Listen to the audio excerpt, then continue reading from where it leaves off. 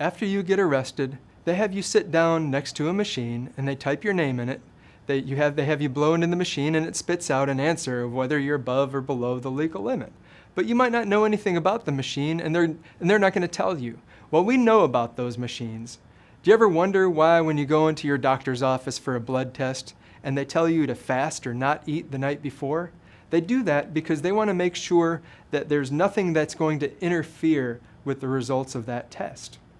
For example, if I have a steak, a juicy sirloin steak or a fatty steak the night before, and they're going to test my cholesterol level the next day, they're going to see all that cholesterol in my blood. There's going to be an interferent in that test. Well, when we do a breath test, there are also interferents that can give you a false positive.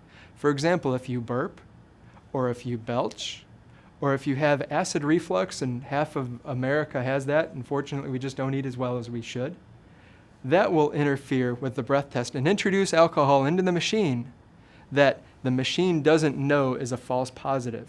And the machine's not very good at determining whether you're truly drunk from alcohol that's in your deep lung air like it's supposed to test, or whether there's false positive information going into the machine.